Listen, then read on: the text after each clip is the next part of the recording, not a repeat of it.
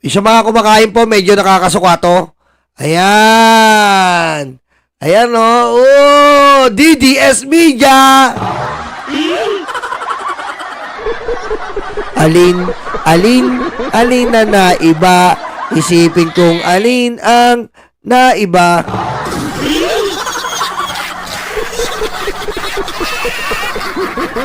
Kadiri. Putik, nakakaduwal talaga mga itsura. Tingnan mo naman yung ilong ni Badoy. Sabi ko sa inyo, gawa sa clay.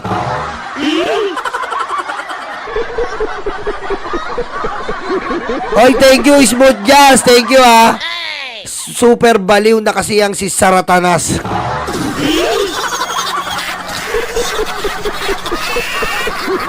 Tignan nyo yung ilong ni Badoy. Yun talaga napansin ko dito, eh. Yung itsura ni Badoy parang gawa sa clay.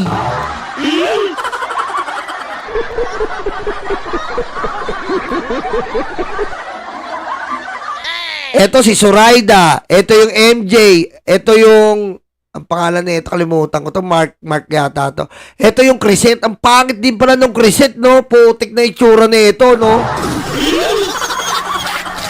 Ang pangit. Ito yung video niya, no? Ito yung video niya, no?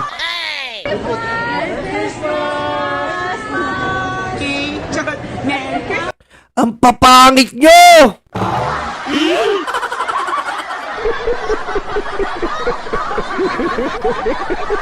Talagang makikita mo dito talaga na ano eh. Maniniwala ka talaga sa ano eh, grupo ng mga demonic eh. Parang ito talaga eh. Oh, ito yung Crisette, oh, ang pangit pala na ito, putik na to.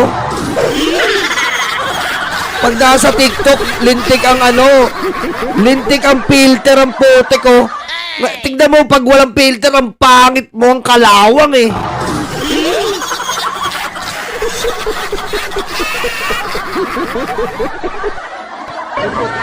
Oh. Ang pangit, kamukha ni Mr. Bogus, yung Mr. Bogus na cartoon, yung babae version. Ang pangit pala na itong Crisette. Siyempre si Zoraida, given na yan. Garuler ang ngipin yan eh. Given na yan. Si Badoy, yung ilong gawa sa clay.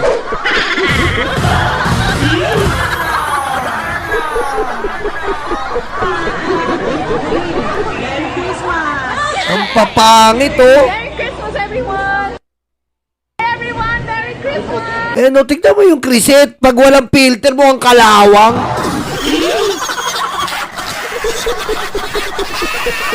Ang dami na itong hanas sa ano eh. Ang daming hanas sa TikTok. May pa-cute-cute pa. Yung pala, putik na yan. Puro filter ang muka.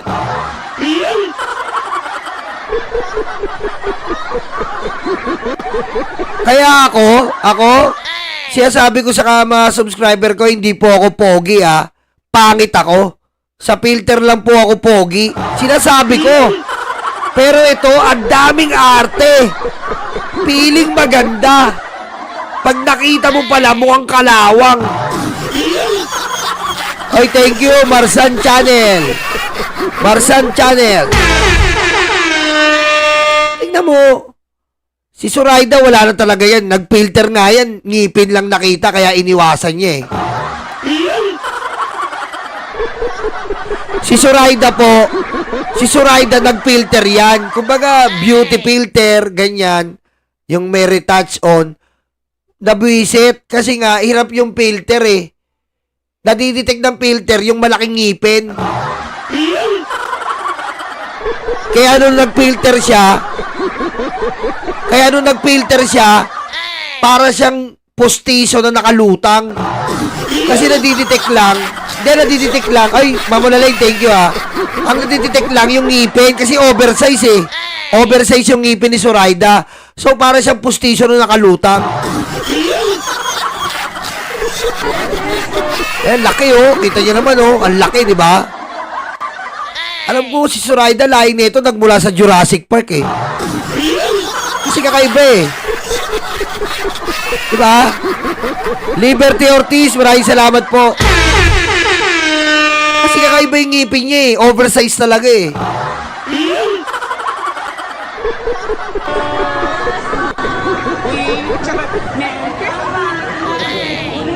Ang laki, no?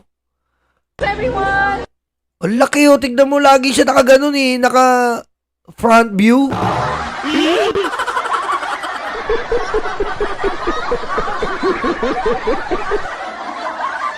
Si Badoy naman, yung ilong, kala mo, di ba, nag-clay ka? Di ba yung clay? Ipatag mo na, tapos butasan mo. Ganon yung ilong ni Badoy eh. Everyone, Merry Christmas. Tignan mo si Chris ito, mukha palang kalawang to. Putik na to, na ano yung ano? Na bola yung mga Pilipino. Putik, ang pangit.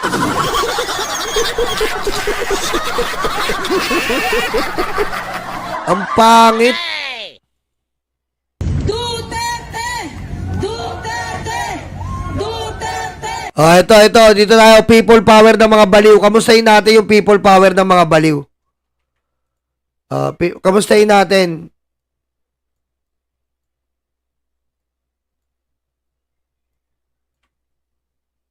People power ang sinisigaw ng mga likpores ni Inday Lustay Sara Duterte.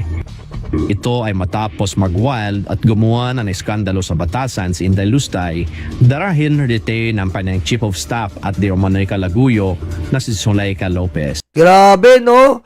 Pero in fairness, imagine niyo, si Zuleika at si Jan Amores magkamuka.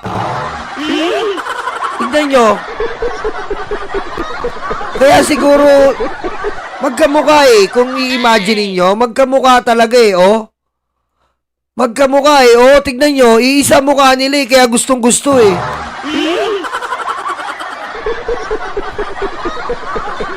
Kaya parehas gusto ni Sara eh. Magkamukha sila eh.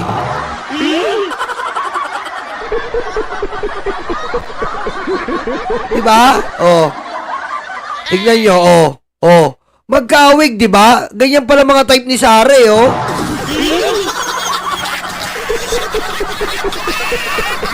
Oh. Magkawig eh. Kaya dalawa talaga, dalawa ang gusto niya. Pwede sa B, pwede sa G.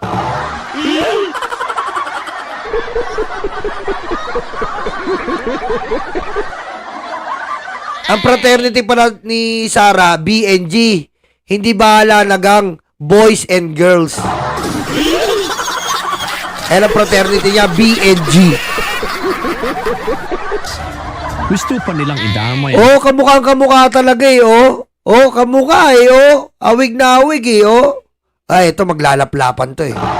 kabayanan sa kanilang taloko. Laplapan. Alam yun, Oh, people power. love me like you do. Kaya nilalangwa ang iyong mga rally dahil maliban sa mga baliw at utong GDS ay wala kayong sa taong bayan. Malinaw naman na ang punot dulo ng iyong pagwawala ay ang issue ng daang mayor na confidential intelligence fund na iyong kimarakot. Alam din ng lahat na gusto mo lamang ado ng apangyarihan kaya digil na rigil kang ipapatay si Pangulong BBM, ang First Lady at si House Speaker Martin Romualdez. May kinausap na ako na tao. Sinabi ko sa kanya, kapag pinatay ako, patayin mo si BBM, si Lisa Araneta at si Martin Romualdez. No joke.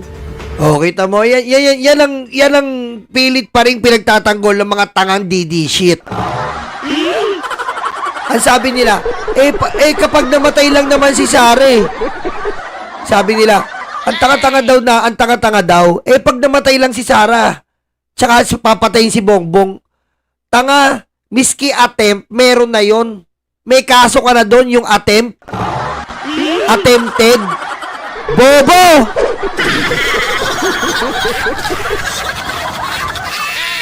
Miski yung pag-a-attempt, lalo na, pangalawa siya, spare siya ng presidente.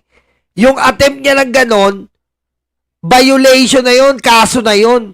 Kasi nga, walang pwedeng mag-attempt sa presidente, kundi ang patay gutom na gustong umupo na vice presidente.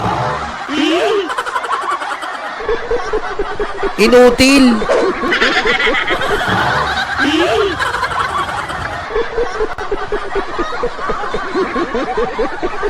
Sabi ni, si Ma'am Left Morgan, didn't know what exactly happening in the Philippines. Only last month I discovered here in YouTube.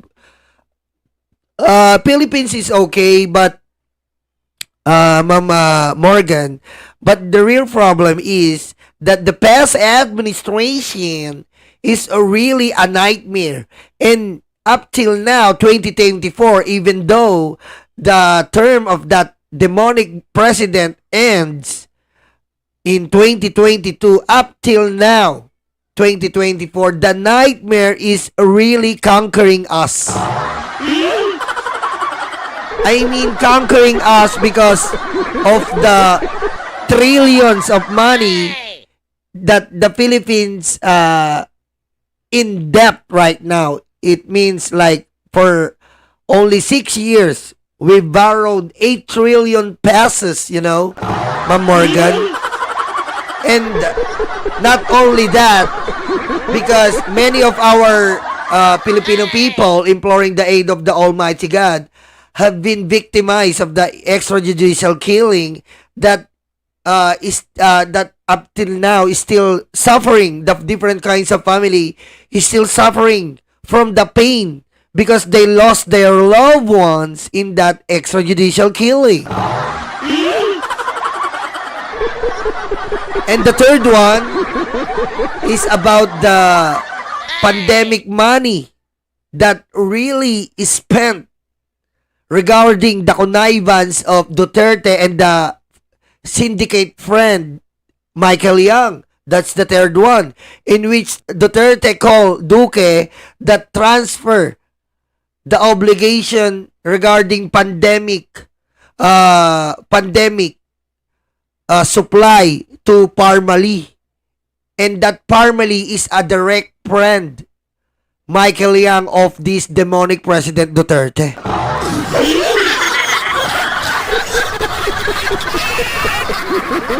And the fourth one is the Pogo. The illegal Pogo in the whole wide world. Pogo is illegal in the whole wide world. But this demonic President Duterte makes it legal in the Philippines. How demonic is that?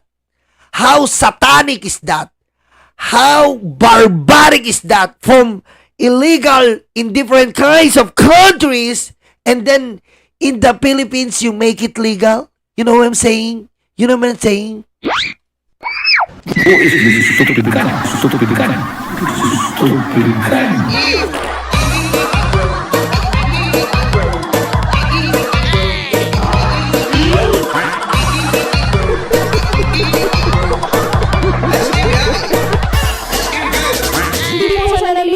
Bobo ka!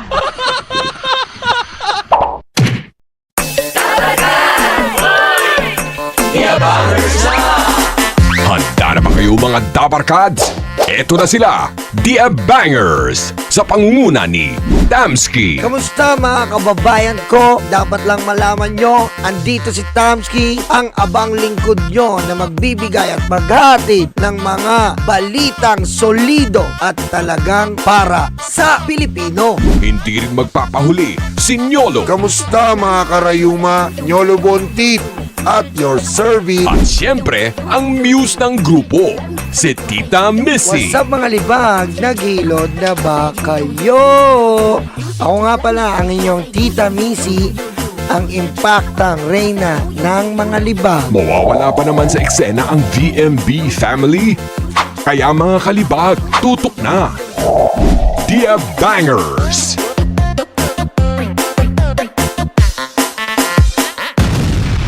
Kabahan na kayo.